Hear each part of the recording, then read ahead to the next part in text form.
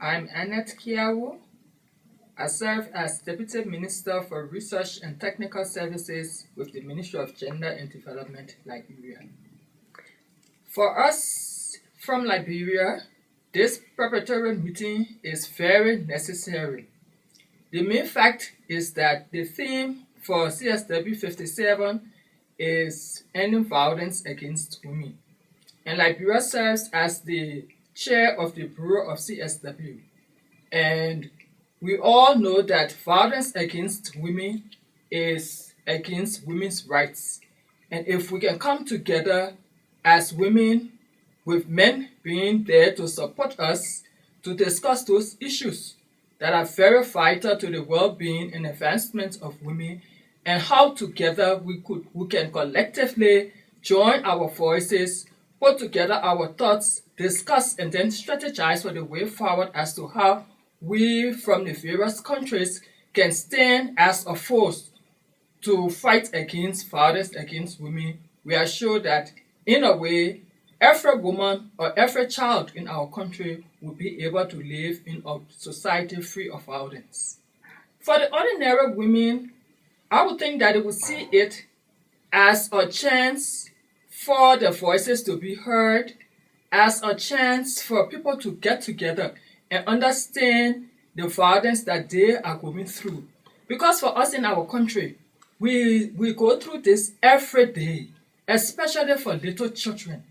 For the children, we have children being raped as young as 3 months old. And why should a child be raped? As for the women, most times they even tend to not to even report it, because it's like if I report it, I may become stigmatized. And we try to see how we can encourage them, how we can talk to them, that if they have been violated, come and report it. And one form of violence that you hardly find people reporting is wife battering. Most women suffer that violence, and if they even decide to report it, especially if they have to go to the police, it's like go back home, it's a family issue. You and your husband or your partner can go and resolve it at home. And for us, we don't think it's fair to the women. And because of that, you don't find a lot of women reporting wife battering.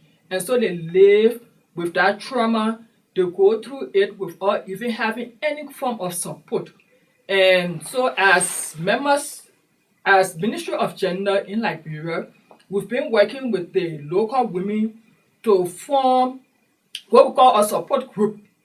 And we've worked with them to establish what we call the peace huts, where they go, they find women who are there who can support them if they have gone through any form of violence. And they have even grouped themselves as to once they hear that a woman has been violated or a child has been violated, they go into the community and search for whoever is the perpetrator.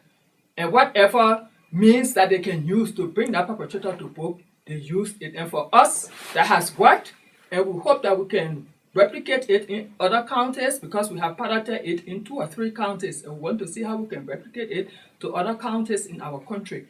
And we hope that other countries will be able to use this form of resolving conflict or working along with women who have been battered or who have gone through some form of violence, that they will know that they have women or they have a support group that they can look up to, that will be able to help them to overcome whatever trauma or psychosocial problem that they may have as a result of the violence.